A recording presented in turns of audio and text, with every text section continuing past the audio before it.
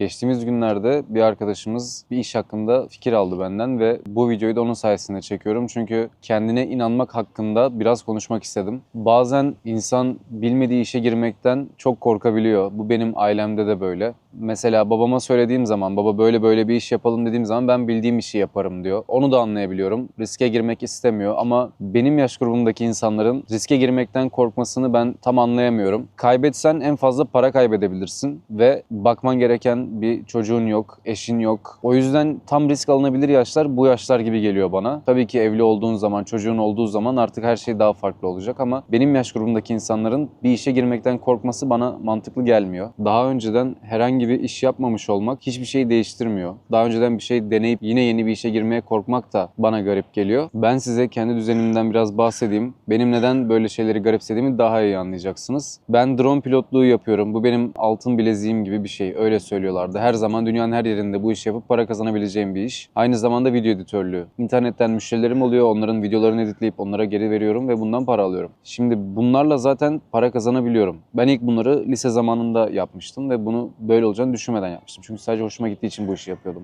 Ardından buradan para kazanabildiğimi gördüğümde şunu fark ettim. Bu bir iş aslında. Sadece hobi değildi benim için. Varsayıyorum ki yeniden bir işe girdim. Olmadı. Ben yine aynı işi yaparak tekrar para kazanabiliyorum. Borçlarımı ödeyebiliyorum. O yüzden korkmuyorum. Batar mıyım? O iş olmaz mı? Kötü mü olur? Ya şu olursa ya bu olursa demiyorum. Diyorum bir bakalım görelim nasıl olacak. Olabilecek maksimum kayıp biraz vaktim gider yani. Bu sadece. Eğer böyle bir gelir kaynağınız yoksa, hobinizden para kazanmıyorsanız ilk öncelik kesinlikle para kazandıracak bir hobi edinmek olmalı. Photoshop olur, video tasarım, video edit olur. Bilgisayar programlarından her şeyi satabiliyorsunuz arkadaşlar. Muhasebe programları, Excel programları, sunum bile satabiliyorsunuz. Yani her şeyin bir pazarı var. Yani bilgisayardan para kazanmak bu dönemin olayı aslında. Bazı arkadaşlarım da var mesela. Bana soruyor kanka böyle bir iş var. Böyle düşünüyorum. Ama ya olmazsa ne yapacağım diyor. Hiçbir şeyin garantisi yok zaten.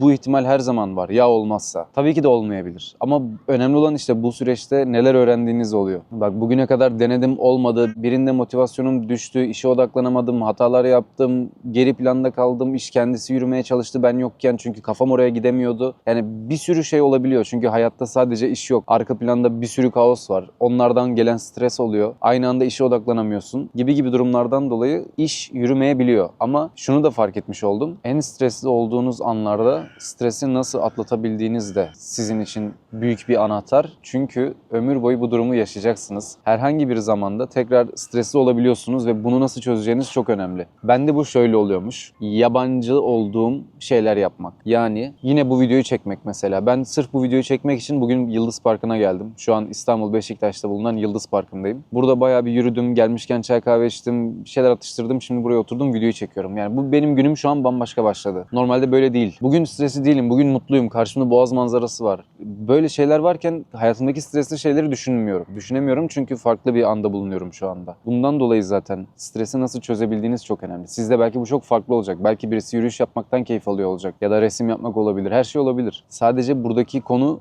bu stresi çözebilmek. Şimdi az önce bahsettiğime geri döneyim. Kendinize herhangi bir işte amatör olma hakkını da vermeniz gerekiyor. Mesela iş değil bu ama enstrüman çalmak. Gitar çalmak istesen belki bir sene çalamayacaksın ama onu öğreneceksin. Bir sene sonra belki şarkıları çok güzel çalabileceksin. O bir yıl boyunca senin ona bir yatırım yapman gerekiyor. Vaktini vermen lazım. Aynısı işte de var arkadaşlar. Tabii ki hiçbir işte girer girmez para kazanılmıyor. Uzun bir dönem iş yürüyor, büyüyor, hataları görüyorsun, çözüyorsun, ediyorsun. Sonrasında iş para kazandırmaya başlıyor. Bu dönemde de zaten bence en zoru bu dönem. Çünkü para kazanmıyorken yine işle ilgilenmeye çalışıyorsun. Bu gerçekten çok zor bir şey. Ve bir yıl sürüyor mesela, 2 yıl sürebiliyor. Girdiğiniz işe bağlı daha fazla süren de var. Kendi çevremde de ben bunu görüyorum. Herkes bir işi yapıyorken direkt en iyisi olmak istiyor. Böyle bir şey dünyada yok yani. Böyle bir örnek bile yok. Hani bir işe girip de hemen dünyanın en iyisi olma. Anca işte bu şarkıcılık olabilir, sesin iyidir, doğal yetenektir. Öyle şeylere girer ama onda da yine bir eğitim süreci var aslında. Sabırlı olmak da gerçekten çok zor. Ben böyle bir insan değildim ama bu girişimlere yani istediğim şey olmaya artık beklemeyi öğrendim yani öyle söyleyeyim. Ondan dolayı artık bekleyebiliyorum, sabredebiliyorum, süreci görebiliyorum. Bunlar bana çok şey kattığını düşünüyorum. Yeni bir işe girecek arkadaşları da aynı şekilde. Kesinlikle beklememeniz lazım. Hemen çok para kazanma gibi bir durum yok. Mesela bir ürün satacaksın. O ürün üründe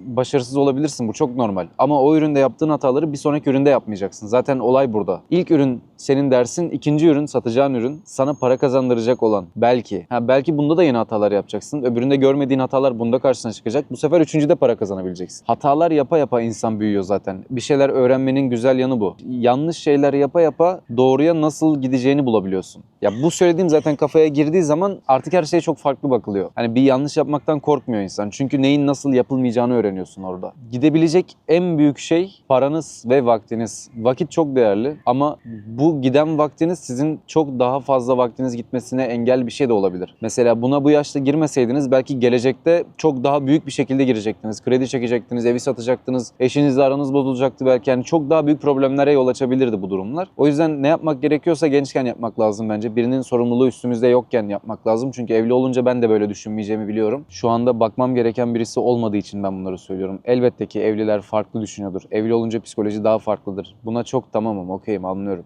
Daha önceden herhangi bir iş denemeniz olduysa, bunda hatalar yaptıysanız bunu yorumlara yazmanızı rica ediyorum. Diğer arkadaşlar da görsün, ben de görmek istiyorum. Bunlar hakkında tartışalım, konuşalım. Bilmeyenler de görsün, onlar da bu hataları yapmasın. Bir şey içinizde kalacağına biraz paranız ve vaktiniz gitse bence çok daha iyi. Yani bir tarafta bir şeyi hiç denememiş olmak, bunun ömür boyu içinizde kalması var. Bir tarafta başarılı olma ihtimali var. Bunların hangisini seçersiniz? Bunu seçersen vaktin gitmeyecek, paran gitmeyecek. Vaktini başka bir şey harcayacaksın. Belki futbol oynamak, gezmek, tozmak. Belki bunları harcayacaksın vaktini. Bunu seçersen biraz paran gidecek. Vaktini harcayacaksın ama hayattan bir ders alıyor olacaksın. Kesinlikle bence bir şeylerin denenmesi lazım. Hiçbir şeyden korkmamak lazım bir iş denemede. Ve bende de şöyle bir durum oluyor. Mesela daha önceden birisi bu işi yapmış mı? Bundan para kazanmış mı? Şirketi çalışıyor mu? Diyorum o da insan, ben de insanım. O yaptıysa ben bunu neden yapamayayım? Böyle diyerek şu an bulunduğumuz işe girdik arkadaşlar. Ortaklarımın da benim de en ufak bir alakası yok bu işle. Ve 6 ay sonra bu iş güzel yerlere doğru gitmeye başladı. İlk 6 ay bilmediğimiz için bir şeyi, hatalar yaptık, neyi nasıl yapılır onu öğrendik ettik. Şimdi tamamız. Ama ilk 6 ay, işte bahsettiğim süre bu. İlk 6 ay sabretmek zorundaydık. Çünkü bilmiyoruz işi ama başkaları yapmış. Bizde de aynı beyin var, bizde de aynı vücut var. Biz de yaparız, niye yapamayalım? Ve geçen o 6 ayda her şeyi öğrendik, her şeyi çözdük. Şimdi yapabiliyoruz artık. Biz de yapabiliyoruz bu işi. Her gün uyandığınızda seçim yaparak başlıyorsunuz zaten. Ya uyumayı seçiyorsunuz ya da kalkıp hayallerinize giden yolda yürümeyi. Zaten ikinci dediğimi seçmezseniz bunu ancak uyurkenki rüyanızda görebilirsiniz. O yüzden bir an önce harekete geçmek lazım. Herkese bu yolda başarılar diliyorum. Bu videoda söyleyeceklerim bu kadardı. Kendinize çok iyi bakın. Görüşmek üzere.